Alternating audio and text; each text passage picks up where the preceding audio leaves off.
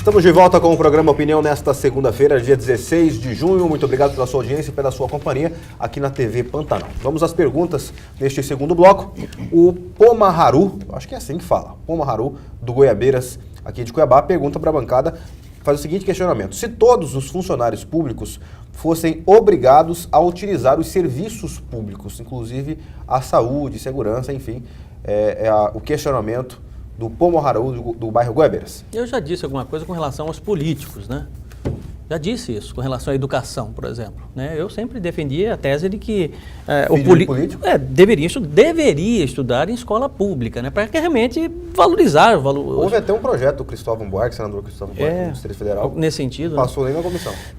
Porque infelizmente hoje a coisa passa a ser injusta, né? Você pega o filho do rico, estuda em escolas de primeiro mundo, maravilhosas, com mensalidade caríssima, e vão para a Universidade Federal, uma universidade pública, entendeu? Que deveria ser espaço para alunos que vieram da escola pública, né? Eu penso dessa forma. Tem um efeito, entendeu? X aí, inverte as coisas. Exatamente, entendeu?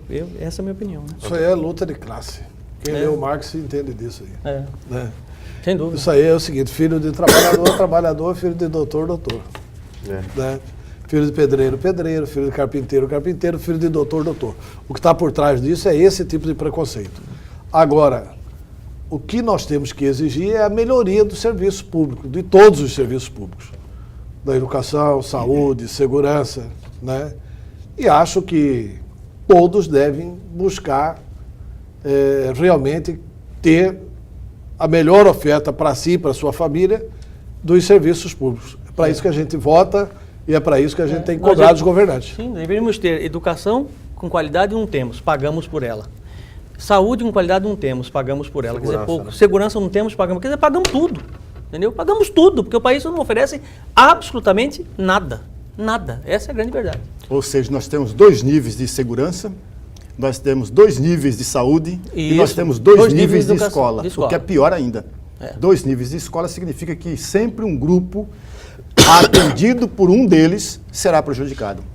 Sem dúvida. Que é uma forma de... A educação é interessante, né? Porque ou a educação liberta ou aprisiona, né? É uma forma de você estabelecer a supremacia de uma classe sobre outra, né? Na medida que você não oferece educação, as pessoas não adquirem conhecimento para contestar os governantes. Exatamente. Quer dizer, a boa educação é aquela que permite que você se liberte, vá para a rua, reivindique. Por isso que os filhos da classe média precisam voltar para a escola pública. Por isso que eu sempre acho que fiz certo quando apresentei o projeto da reserva de vagas para os que têm origem na escola pública. Porque aí os filhos da classe média voltariam para a escola pública no ensino fundamental e ajudariam a melhorar o ensino fundamental na escola pública. Uma coisa é você ter o filho do advogado, do jornalista e tal na escola pública. E do político também. Né? Outra coisa é você ter apenas e tão somente os filhos dos operários. E esses são desrespeitados. Né? Infelizmente no Brasil é assim. É assim que está organizada a educação brasileira. Sempre para oferecer o melhor para quem pode pagar. Professor, há poucos anos atrás, você lembra que iriam acabar com a disciplina de filosofia? Você lembra disso? Lembra. Não, vamos acabar com a disciplina de filosofia, porque ela não serve para nada, não tem utilidade nenhuma, não é por aí. Que absurdo, né? Brincadeira. Justamente uma disciplina, uma ciência que estuda, né? Que faz com que as pessoas pensem, reflitam sobre aquilo que acontece. Vamos acabar com ela, que é mais seguro. Fica mais fácil, né? O Brasil acaba de divulgar uma pesquisa sobre o analfabeto científico, né? Que é um tipo de analfabeto. Existem organismos estudando essa questão do analfabeto científico. O analfabeto científico é aquele que não sabe ler uma bula de remédio. É aquele que faz o exame de sangue e depois não sabe ler o resultado do exame de sangue. Não sabe minimamente interpretar um gráfico no jornal. Quer dizer, então esse analfabeto científico, e apenas 5% da população brasileira, é o que diz a pesquisa. Eu vi hoje o Gilberto Liebenstein fazendo um comentário sobre isso. Apenas 5% da população brasileira é que não é analfabeta científica. Caramba. Você vê que nós precisamos, isso corroborando com a questão da filosofia aqui do professor Haroldo, que nós precisamos ajudar a refletir. Não basta ler. Não basta ler. ler. Preciso ver se entendeu o que leu. Exatamente. Né? Então, é isso aí. nós temos essa debilidade. Já puxa a questão do analfabeto funcional também, que chega na faculdade sem saber nada. Sem saber nada e sai da faculdade sem saber nada, que é pior, né? É, muito pior, né? O professor Zeferino, do CPA4, a gente falando de educação, professor nos assistindo, professor Zeferino, obrigado pela audiência, do bairro CPA4. Ele diz que assiste o programa Opinião todos os dias e manda um abraço para todos da bancada e para o Antério em especial. Professor Zeferino, eu acho que foi nosso professor na Universidade Federal de Mato Grosso. Grande professor, grande esportista. Se a memória não me trai, é grande professor de Química. Química? O Moura, do Centro, ele quer saber onde será o novo parque de exposição da Acrimate. Cadê o novo parque? Aliás, fizeram uma propaganda danada desse novo parque. Me parece que não vai ter mais, viu? Não vai ter mais. Moura. Moura, não vai ter mais. Propagaram isso uns 2 anos atrás. Seria na estrada para Santo Antônio. Isso, não foi aprovado, vão continuar no mesmo local. Porque a ideia era fazer o FanFest, desapropriar ali, mudar o centro de eventos da Acrimate para outro lugar. Correto. Mas aí acabou não dando certo. Não vai ter mais, não. Mas foi doada a área lá para a Acrimate. Na saída de Santo Antônio. Santo Antônio foi doada a área, mas não vão área grande para a Acrimate. Essa informação que eu tenho pode... Não se falou mais, né? Eu vi isso uns 2 anos atrás que vai a última exposição ali na atual sede da Acrimate. Vamos colocar na pauta aí do Departamento de Jornalismo.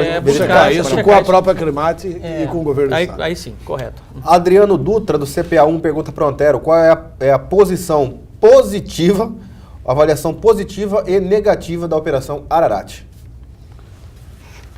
Eu não vejo, sinceramente, avaliação negativa da Operação Ararat. Conhecer a verdade é sempre positivo, por mais que isso nos decepcione. Eu, pessoalmente, fiquei decepcionado com algumas situações. Por exemplo, de ver lá envolvido o Sérgio Ricardo.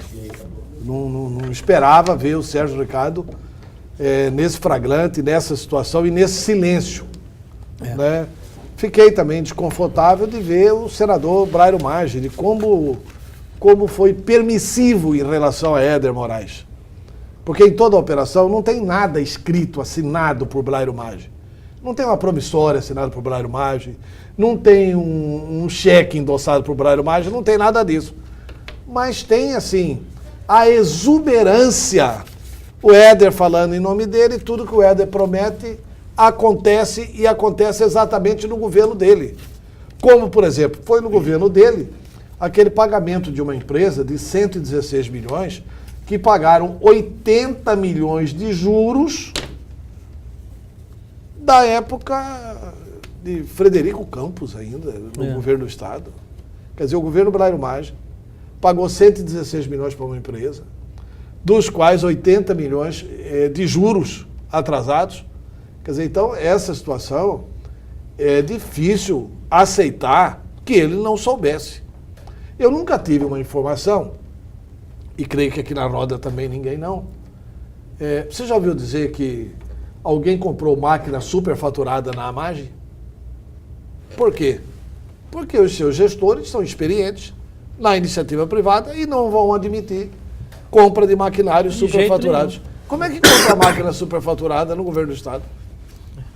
Como é que compra? Essa analogia sua é interessante para refletir. Se você vai comprar um pneu, você tem obrigatoriamente que pagar mais caro do que quem vai comprar 100 pneus. Pela lei da escala. Se você vai comprar mais, você paga menos.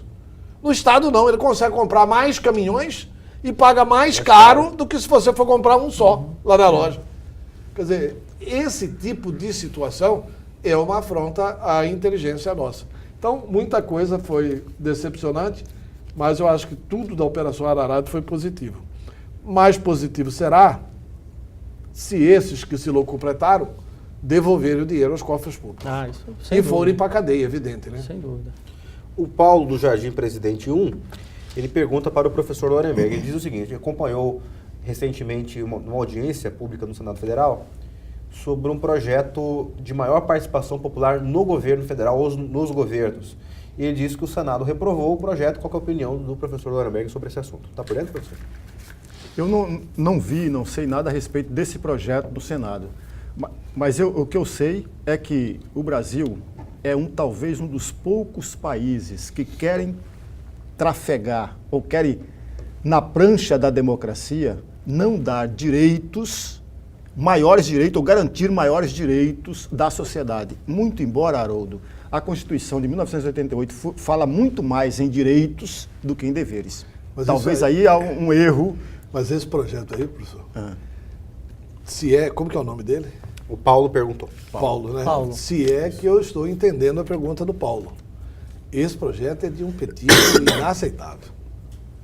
Esse projeto é essa turminha aí vendo que vai perder o poder, que pode perder o poder, e eles estão montando agora os conselhos comunitários que teriam poder sobre as empresas. É uma coisa muito perigosa. Não, mas... Tá, é uma coisa muito perigosa, é isso que está em debate no Senado. Aliás, a única dúvida é que ele fala que não foi aprovado. Foi aprovado. Não. Foi aprovado e é perigoso para a democracia brasileira. Porque é um controle social. Como se a Petrobras tivesse que se submeter à CUT controlada pelo PT.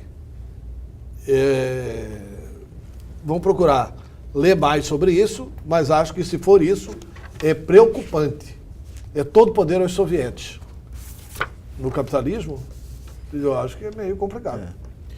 O Vander, do bairro Tijucal, quer saber o seguinte: sobre a prisão do Éder Moraes, ele ainda está fazendo um programa de televisão. Ele é o dono das emissoras? É pergunta do Vander, do bairro Tijucal. Aliás, nós recebemos muitas perguntas aqui ao longo na verdade, me parece que são reprises, né, que estão rodando aí do programa dele. Ele comprou o horário.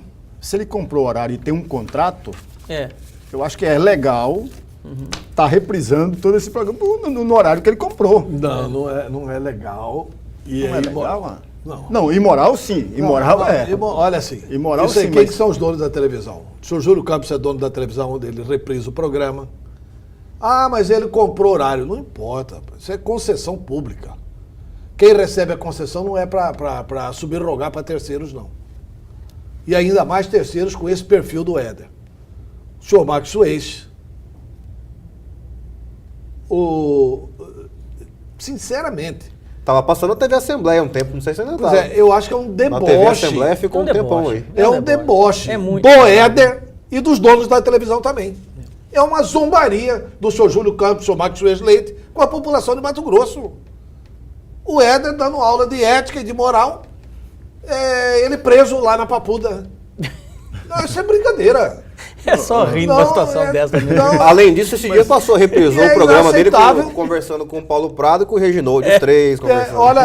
Falando em Paulo Prado. Deveria fazer o seguinte: proteste contra os donos das emissoras. Proteste contra os donos das emissoras. Chega de dono da emissora de concessão não ter controle social. E dos painéis eletrônicos, Antero, porque a cidade toda está com os painéis em todas as esquinas da cidade. Tá lá, pulso forte, honestidade, bom caráter, credibilidade, moralidade, credibilidade. A que ponto nós chegamos? Brincadeira. Quem que é esse cidadão que mandou a pergunta aí? Vou repetir aqui. É o Poma Haru, não. Vou pegar aqui de quem que foi a pergunta. Mas parabéns para quem mandou a pergunta. Parabéns. Né?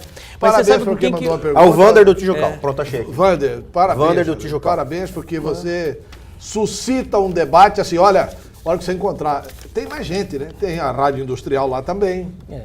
Tem vários canais aí, né?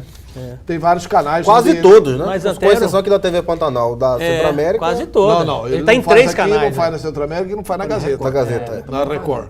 Não faz. Né? E não faz no SBT também. SBT. Né? Não. No SBT também. E, portanto, dos outros cobre. Cobre dos outros. Mas... cobre dos diretores artísticos, dos diretores. Eu quero saber quando que vai acabar essa sem-vergonhice é imoralidade, né? De endossar os crimes do senhor Éder Moraes, que é o que essa turma está fazendo. Mas o Antero, professor Lemberg, sabe quem que eu encontrei esse final de semana? Com quem? Na Praça Popular. E ele é bom. Eu sei com quem que você não encontrou. Não, mas ele é você bom. Não encontrou se com você soubesse o quanto... Não, esse não. Ele estava assistindo o jogo. Não foi visitar aí, tô assistindo o jogo numa televisãozinha de 14 polegadas, de tubo, mas que tá vendo lá, direitinho, arrumaram lá na ala. Quem que é esse cidadão? Não, Éder Moraes tá lá, são 11 presos, né? Mas com quem que você encontrou lá? E bom ele, hein, pra trocar figurinha. E rápido, figurinha da Copa. Paulo Prado. E rápido. Também tá no site aí que tava trocando figurinha. Paulo Prado. Lá na Praça Popular. Mas e rápido, sentado no banquinho assim, falei, você tem a 342? Tenho. Toma. Trocou muita figurinha. Fechei o time da Eu achando da que ele tava Bósnia. trocando figurinha de linguagem. Não, ele não me conheceu. Ele não me... me conheceu. Eu tava de bermuda, de chinelo assim, eu falei assim, escuta, ele sentado lá com um monte de gente, eu falei, escuta, você tem a figurinha 342 da Bósnia? Ele falou assim, peraí, deixa eu ter, tenho. Você tá precisando de alguma? Não, não tô precisando nada, não. Tá bom, obrigado, viu? Fui lá, pá, tá bom. Paulo Prado. Vou chamar rapidamente o nosso intervalo comercial, voltamos na sequência com o programa Opinião. Não saia daí.